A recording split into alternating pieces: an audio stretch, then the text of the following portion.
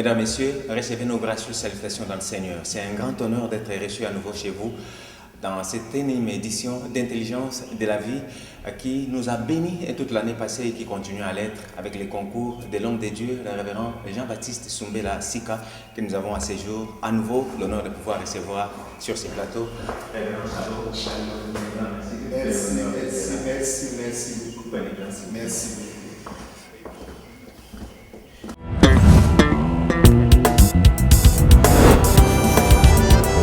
Bandeko, Mbote Lissus, merci mingi vraiment. Nako Zalanabiso Intelligence de la vie, je le disais tantôt là, révérend Jean-Baptiste Soumbela qui nous fait l'honneur d'être là. Révérend, une fois de plus, nos vœux réitérés. Oui, vœux à tout le monde, à tous nos bien-aimés, Nabandako, aux occasions de façon particulière pour Nako. Bon, je ne peux pas dire bénir, hein, c'est un gros mot, mais en tout cas, pour nous féliciter Basali Nzambe Nyonso et Ambo Kanabiso, la République démocratique du Congo, parce que depuis tout le temps, mais surtout l'année passée, ils ont bossé dur dans la prière. Dans cette année, un de Patrice Ngoyi Mousoko, n'a pas essayé de côté les grands chantres. À l'Obakabi, RDC, yo vraiment RDC. Ce qui nous a embêté, on a félicité, on a remercié, Basaï Nzambe, Oyebi Bamboka, nous sommes tous à Kotambola na Mukili, Basaï Nzambe Bazali, non seulement reconnu, mais Basaï Nzambe Bazali vraiment apprécié, Pesi Bango, place d'honneur, place de choix, na Bamboka Ebele, toujours Bundapé. Pour que Namboka na biso République démocratique du Congo, ba serviteur de Dieu, basa na place moko ya lokumu. Na yebi bamboka mususu pembeni na biso awa boye, par exemple na Angola, en tout cas wana il faut na citer, les serviteurs de Dieu, ba pesi bango ba passeport diplomatique, parce qu'on estime que les ambassadeurs, les chefs de mission diplomatique, les consuls, représentent la nation, mais les serviteurs de Dieu, eux aussi représentent la nation. Bon, je pense que dans le Cannabis est fort, ils sont dans deux côtés. Le premier côté, ils sont les côtés des serviteurs de Dieu. Nous-mêmes, nous devons faire un effort pour que tout soit irréprochable. Et puis de l'autre côté, la population en bon cannabis, mais ça surtout aussi l'autorité en bon cannabis. Il faut prêter main forte pour que l'homme de Dieu retrouve une place de choix dans la communauté congolaise. Eh bien, durant toute l'année, Maté était mis autour de l'Osambo comme motivation à Bissou Mokola Lelo. Oui. L'Osambo, la prière, la Bible en parle, Basal Nanzambepe, Naba Omeli, Nabango, Bazanga qui Kolobela les camps l'Osambo. L'Osambo est ma bête, Nani. Non, l'Osambo est ma bête. On réalise que dans toutes les religions du monde, il y a Sambela. L'Osambo est ma bête. Peut-être moto azo sambela il pose problème ou bien loko azo sambela ça pose aussi problème, mais le sambo en tout cas bandeko tout bazo landa biso je pense comme ceci que moto surtout à respiraka à priaka bon il faut pas trop m'intéresser na objet à culte na moto mais en tout cas même moto à le bawe ngana priaka te azapana ya ba façon à priaka. Peut-être en lien qu'on dévoile bisote et la prière nino ya salaka azana makamone mo wa salaka po yemo ko tiango entre guillemets la prière. Donc de cause ko landa biso nous ne pouvons pas tuer la prière. Non, on a besoin de la prière. Le Seigneur Jésus, il est Dieu. Le Seigneur Jésus, il est Fils de Dieu. Polémique, il n'y a pas un pambaté. Mais lui, quand il est venu sur cette terre, nous avons vu que ce fut aussi un homme de prière. À la prière, d'ailleurs, il était tellement un homme de prière que nulle part dans la Bible, tout le monde va poser question, comment on prêcher. On a une question. Comment on doit prêcher, comment on doit évangéliser, comment on doit faire la cure d'âme. Non, ils n'ont pas demandé ça. Au contraire, tout le monde a vraiment la Bible. Bon, Seigneur, quand on a une question, la sabiso pour prier. C'est-à-dire ils avaient remarqué que dans la vie à Seigneur Jésus, la prière est l'okomoko ya choix. Ils ont occupé une place prépondérante, principale dans la vie du Seigneur Jésus. Donc, bien aimé, ce que nous voulons, nous prions même que yo peut comme un homme de prière, yo peut comme une femme de prière. Donc, c'est très, très, très important. Ce que vous avez posé à vous prier, priez. Mais même ce que vous avez posé à vous prier, priez pécar. Ce que vous avez prier, priez. Mais même si vous avez prié, bien aimé, priez pécar. Si vous avez envie de prier, on a vraiment envie de prier, priez alors. Mais si vous avez envie de prier, priez pécar. Si vous avez envie de prier, bien d'accord, priez alors. Non, mais vous avez envie de prier, non, priez Nzambe. Na maloba ya yo moko, priez Nzambe, na biloko, na ce que tu ressens au fond, na cœur na yo moko. Donc la prière, elle est vraiment la bienvenue pour cette année nouvelle 2017.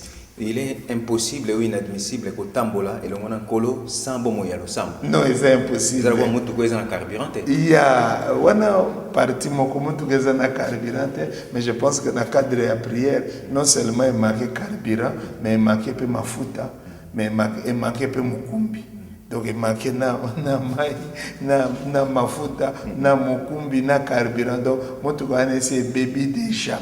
Oyebi GG Ebembe asambelaka te. Ebembe asambelaka te. Alors ce qu'on a dans la vie, il faut marquer différence na Ebembe. En faisant quoi? En priant.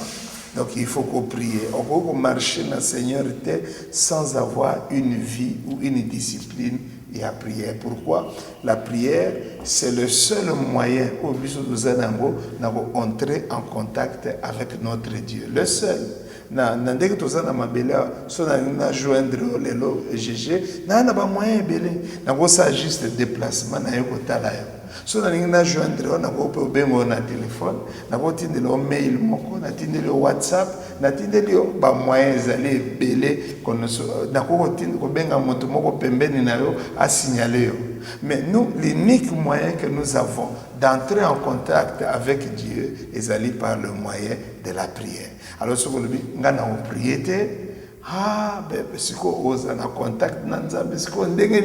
donc c'est très très très important que tu utilises le moyen que Dieu nous donne pour atteindre et qui est le moyen de la prière. Beaucoup de gens, ils n'ont pas la discipline de prier. Ils n'ont pas la discipline. Au contraire, celui qui a dépassé juillet, a bandit qu'on est là terrible. Dans ma conception, celui qui pleure, c'est faible, mais bien aimé, il faut pas exagérer. Pourquoi alors on appelle ça et ça peut pas utiliser à voter.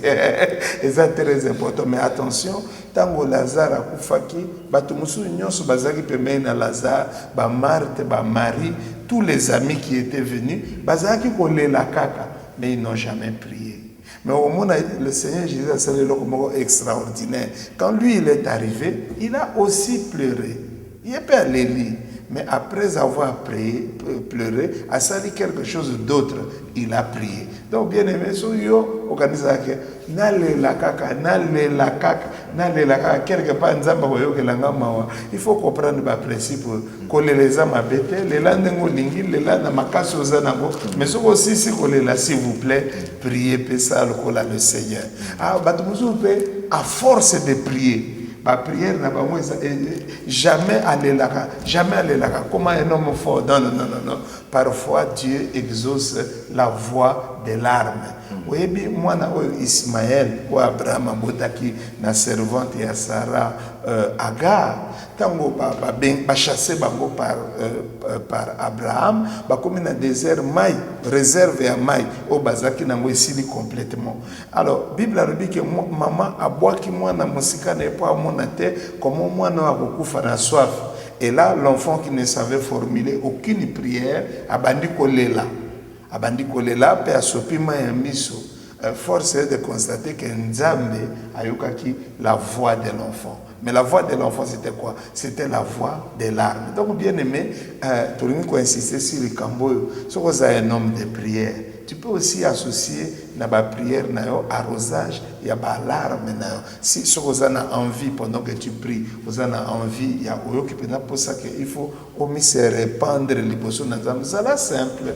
Laissez ces larmes-là couler, parce que Dieu écoute la prière, mais il entend aussi la voix des larmes. Mais attention, contre mais au contraire, mélanger les deux, c'est très, très, très important. Révérend, aidez biso de comprendre parce que tout le monde a un milieu mingi, oyo batbaza plus attentionné, assez fervente, il y a ko bon de la kaka, tango mikumba, ba problème au surgir, musale sili, ndako ko vendre des athées, problème songolo malade, ezangi misolo pour un médicament.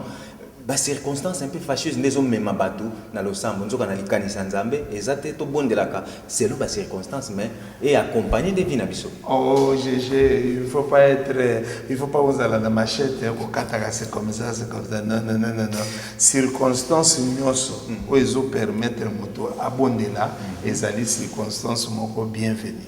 C'est vrai, c'est très vrai que Bible a lui par exemple lorsque vous mangerez et vous rassasierez, non, vous bénirez l'Éternel pour le beau pays qu'il vous a donné. Prière en forme, louange, remerciement. C'est une sorte de prière. Mais c'est tout aussi vrai que ce qu'on contemple, adorer, louer, qu'est-ce que tu ne peux pas faire? C'est extraordinaire. Mais il faut aussitôt souligner le fait que la vie n'est pas que rose. Et ça peut être épine, la vie, oui, tubio. Au moins, c'est épine et tubio, il faut gagner aïe. Mais sauf que aïe, on a dirigé, on a côté Nzam. Donc, pour Nangai, c'est ça. On ne peut pas dire ça c'est meilleur, ça c'est mieux que non. Tout est bateau libre. Circonstances nyos, ezala ya esengo, ezala ya pasi, ezala ya ndengenin. En tout cas, eza invitation à la prière. Et ce moment où prier parce que azako souffrir n'a pas condamné. Ce moment où prier parce que ana joie beaucoup extrême n'a pas condamné. Et il ne faut surtout pas opposer bas sentiment na koloba. Kaka moto asambeli ne semone nzambe ke non nzamba koyoka yepe mais so on peut montaza na mawa na passe na souffrance na kolela yepe prière na yepe la prière du malheureux yango pe koyoka ne pa na nzambe. Donc problème na biso ezali que peu importe circonstances ou bien conditions nyonso ezana vie na yo saisir yango lokola occasion pour t'approcher de Dieu par la prière. Révérend dans la Bible, les autres nzamba exaucera ba pécheur té. C'est qu'azo pesa biso le quoi mise en garde pour te comprendre que ce qui te bon délire na ba norme to na ba ndengo ya zo sengela to zo zelela té, c'est l'exaucement qui en pâtit. Oyebi papa ngai personnellement dans un premier temps natinda kaka bato tout ba prier. Donc aux gens pour ça prier parce que surtout lingi to lo balikambo na papa eza penza likambo comme un exemple. Mukana nzambe lobi soki nzamba traita kabiso en fonction ya mabe na biso moto moko ta ko tenir liboso na nzambe. C'est le psaume 103. Donc so nzamba lingi vraiment a traité moko na biso. Donc les hommes parfaits pour être exaucés par Dieu. En tout cas, il m'a nzamba ko constater que en tout cas même pasteur wana zolo ba wana boy ce n'est pas correct quoi. C'est pas correct. Donc dans un premier temps tala lokola moi na wana to citer exemple na Ismaël. Tu es invité, so azaki pécheur, toi azaki na wana tu es invité. Mais nzambe ayoki mungu ne papa batumusu babondela ba grand criminel. D'ailleurs prière ya boyamba Yesu. Même un grand criminel peut faire ça, Dieu va écouter. Donc, verset, il ne faut pas tout utiliser de façon extrême pour obliger tout que non, il faut la cesser, cela non. Parce que au moins, Bible, il faut tout combiner les versets, ça quoi guitare. Il faut combiner les différents sons, il y a des fils, il y a des clés, il y a des sons agréables. Par exemple, venez à moi, vous tous qui êtes fatigués et chargés.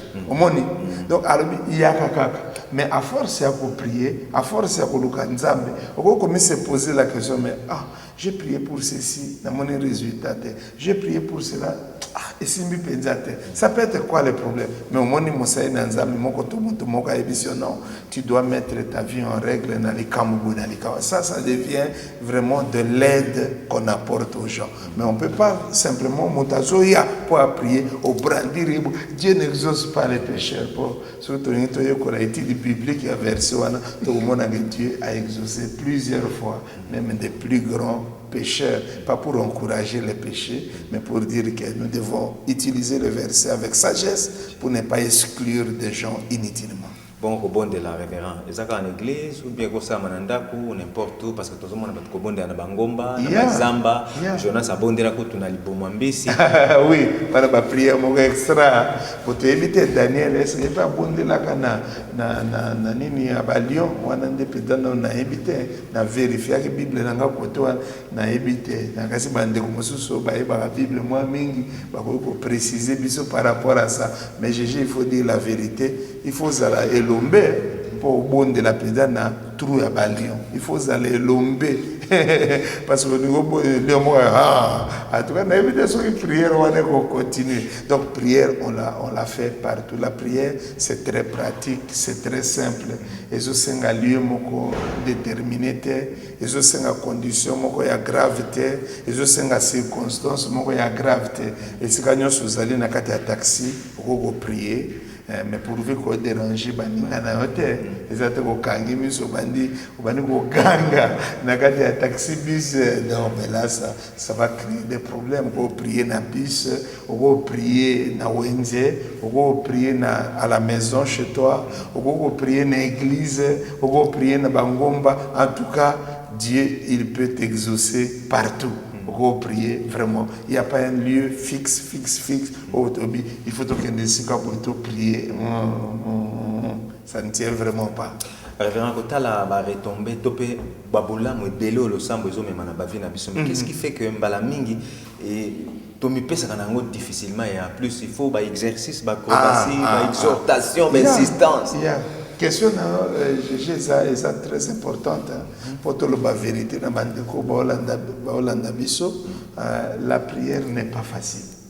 Ça c'est une vérité photo la prière n'est pas facile parce que premièrement la prière c'est un travail et oui que le travail c'est un moi peine nango pénibilité nango travail non c'est la facilité même musalo toujours salabo et je crois que motazo landabiso a estimé que c'est très facile parce qu'ils ne font que parler mais à éviter qu'est-ce que nous avons fait avant aussi quoi ce qu'on a fait pendant mais à éviter peu autour ça là après donc musala la prière c'est un travail et chaque travail est en moi pénibilité à la sueur de ton front de coller à lipa et je ne pense pas que prière est échapper dans la loi il y a que travail ils ont moins peine quelque part ça c'est de un mais de deux la prière est un combat.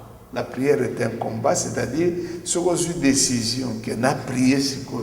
Vous savez que de l'autre na quand mususu baba no betelo maboko bien en tout cas au salé lo comme extra non ba ko attaquer yango moni ba tebele ba se plaignaka na linga na prier mais ba penser nanga eza calmete ba penser nanga eza perdu je pense na makambe belé moyen na me concentrer na prière ezate. Et d'ailleurs là, j'en profite juste pour dire que ce que vous priez, mais ma pensée nous est dérangée, ne t'arrête pas. Ne t'arrête pas. Et ça va interférence. Continue quand vous priez, comme à un niveau moko mona unité moko et katikati na vie. Parce que ça stratégie pour décourager aux prières. Donc la prière est un combat, la prière est un travail. C'est pourquoi la prière ne peut pas être facile. Donc le bien est na comprendre des détails moko parce que nous avons un témoignage bande ko basi mingi tant moi azui libala to mobile to fiancé papa na toni mobile on va sala gagner avion no aza mosel na nzambe donc alobi azana musala te alors que ça va yeba que musala mweza musala ngo koma na non mais wana pe olobi comment il faut te préciser tala musali ya nzambe un prêtre un pasteur un apôtre évangéliste oyaza engagé na mosala oyo aza kosala oyo eza kopesa nzambe lokumu, c'est vrai, mais deuxièmement aussi eza kopesa ye lipa oyo ezopermettre ye afuta soin ya basanté ya bana na ye, afuta minerval. Mais moto wana aza kosala mosala, et ça travail qu'il est en train de faire. Donc, mais il faut aussi toquer vraiment. Parce que finalement, tout le monde a beaucoup de nos jeunes frères, beaucoup de nos jeunes sœurs, comme se lancer, non, quand on sait ce que non, ça ne se passe pas comme ça. Il faut appartenir à la structure où il y a quelque chose qui permettre de se prendre en charge, où il y a une responsabilité aux famille, dans le couple, dans le foyer, dans soins médicaux. C'est ça le travail. Donc il ne faut pas vraiment tout bébé seulement en nous lançant au démissionner dans le bureau, qu'on sont mis lancés et puis après au moment que non, vraiment ça ne marche pas. Maintenant, tu travailles dans quelle structure et qu'est-ce que tu perçois? Mais pourquoi ce bébé sa vie non yomoko et puis yomoko zotalabiso, ce n'est pas normal et nous on n'est pas là pour encourager ce genre de comportement. Mais dans le milieu, monsieur, on a un comportement du genre guitariste, on a une église, on a un synthétiste, on n'est plus là parce que bon, bah, faut que le côté bon, azui, situation, moi, je pense que on a gombe, moi, faut que musique, pourquoi qu'on ouais, même dans pas ça, ils ont pas quoi, c'est-à-dire, après cet exemple que non, azui, si la place, bon, bah, faut t'engager autant. Il faut on les taxe. Non, il faut pas les taxer, il faut boticailler. Il faut voter. Faire ça reconnaissant. Non, ce n'est pas ça. Il faut voter.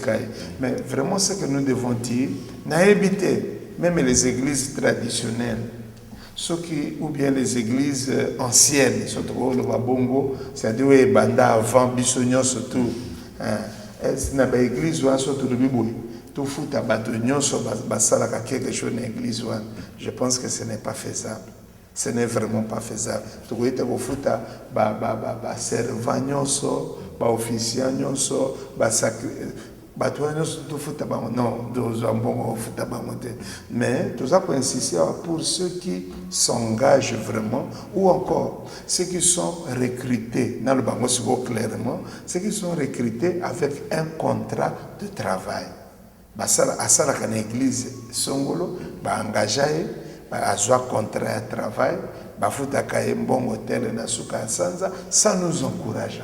Mais nous n'encourageons pas se livrer parce que bébé sa vie n'a pas pamba. Mais au même moment, nous ne disons pas non plus que pour ça quelque chose pour Dieu, il faut foutage. Il faut pas foutage parce qu'il faut dire la vérité. Église, mon côté à ce moment-là, vous avez un moyen pour nous foutre, pour C'était là la motivation de la vie de ces jours. Ne vous nous quittez pas, à tout de suite.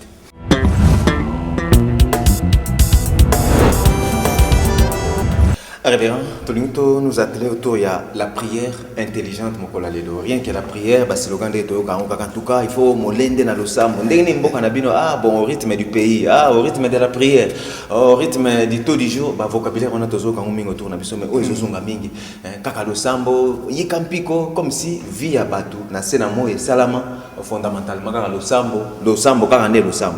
Non, on a balokuta moko toujours développé. On a bien balokuta charismatique. Balokuta moko charismatique. Donc bato baza ko sambela. Il croit vraiment que prière autour ça là et ko résoudre makambo nyonso au bato baza na mon avis. Alors ça na raison benango une prière non intelligente. Parce que sur au bandi ko meka ko réfléchir sur la prière ou comprendre que prière, c'est comme ma solution dans ma campagne sur tout. Prière est pour remplacer ma campagne sur tout. Donc, ce que tu as dit comme ma bateau dans le niveau à croire qu'il suffit de prier pour problème aux anangos. Il suffit de prier pour problème et à santé aux anangos et à l'issouté. Il suffit de prier pour minerval et abana et foutama.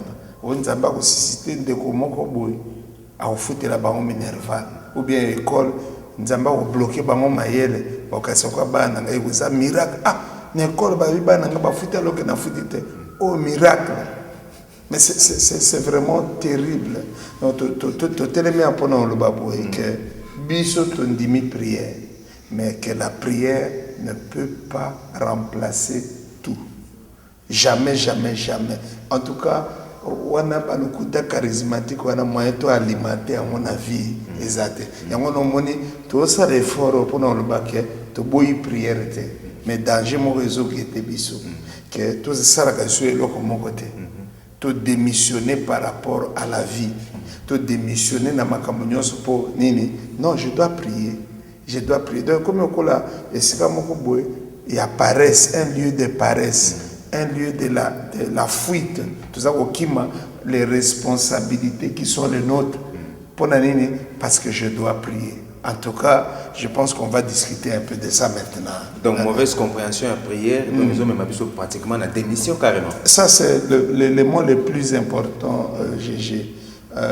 Prière, c'est très importante. Mais la chose très importante, c'est qu'on comprendre un moment bien. Et qu'on bota liwa, et qu'on bota destruction. Vraiment, prière est une chose très importante, mais la mauvaise compréhension de la prière, des hommes n'ont pas de problème, nyonso, autres akolinga ko fustiger moko na lelo. Et alimenter na nini révérend, d'autant plus que biso ce temps la Bible en moko. Ah mais quand la Bible quand la Bible kokite na mutazo tanga Bible na ndenge na démocratie quand la Bible ça nous crée énormément de problèmes. Alors donc tous on a besoin de la prière, mais il faut te comprendre le lokomoko. Il y a moi le toujours passer la prière non intelligente. Il faut te comprendre le lokomoko. Que prière il faut bombabiso cerveau. Toute prière qui enlève l'intelligence et abato. Prière wana et outi pananzambete. Parce que c'est Dieu qui a créé l'intelligence et ce Dieu-là respecte l'intelligence. Donc ça, très très très important. Intelligence, vous voyez, par exemple, attention, aux ana ba facture à payer, aux ana études à bana, ya kofuta, aux ana ba soin ndako ya bato, ya kofuta. Est-ce que vous avez vu que bana nzambe belé, bazana ba relation ya bien te na ba bailleur, pe na ba bailleuresse na ba. Donc, toujours que de côté à Souka Sanza, Azuna nous bon à kofuta ndako te. Mais lui, tout ce qu'il sait faire, et j'ai pris, Seigneur, un peu ça bon. Est-ce que Seigneur, il faut appeler ça yo, bon ya kofuta ndako. C'est peut-être une bonne prière, mais quand tu as fini de faire cette prière, qu'est-ce que tu fais d'autre pour que prière ait accompagné au futa ndako ya bato à temps? Moi, je suis un serviteur de Dieu. J'ai un problème un peu compliqué. Il est midi. Oh non, c'est toujours le sens de l'acquise. Est-ce qu'on a peine à revenir? Question. Mais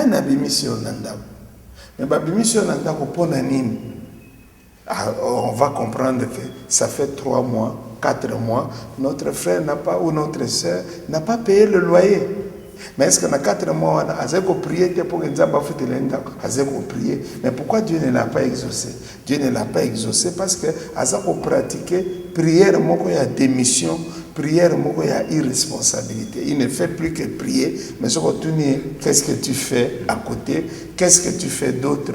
Profession, nous avons une profession, et profession, prière, retraite, bavé. Nous avons outil. Nazamba 3 mois, papa. Awiti Nazamba 3 mois. 3 mois. Afana Nazamba. Bon, kufana Nazamba. Banyama bafana Nazamba. Mais biso bato. Afana Nazamba. Qu'est-ce que ça veut dire? On dit que ya prié wana et on a un sentiment moko ya supériorité. On dit bato wana la kapana bongo ala di pongiala ina matela. Ça bato moko ba yebi nzambete. Mais biso penza to ba combattant ya prière. Donc toujours banyama penza ya tumba ya prière. Donc toujours la na zamba. Na kineke sika moko na comment on appelle ça, l'unzinzila.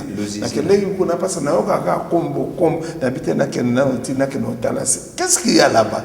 Mais papa n'a pas scène vraiment terrible. Okuta bateau na saison ya pluie bazali kuna. Ba o ba bisinga bisu to kima mbula te ya bango spécialité ya moi. donc mbula tu il faut polela bango na nzoto so ba polesili ta au moins kobima bakauki donc so mbule bali obeta akobouger te soko okimi oyebi nzambe bien te il fallait que mbule za bénédiction et bete la na nzoto na kuti kuna bato mosusu papa bango a prier kazota la ka sonner ngabi mais oui ça problème mais mi sonner ko beba pourquoi tu fais des choses comme ça nana ngwazo ebisa ok au prier kalolingwa mon ce genre de prière et ça peut détruire santé.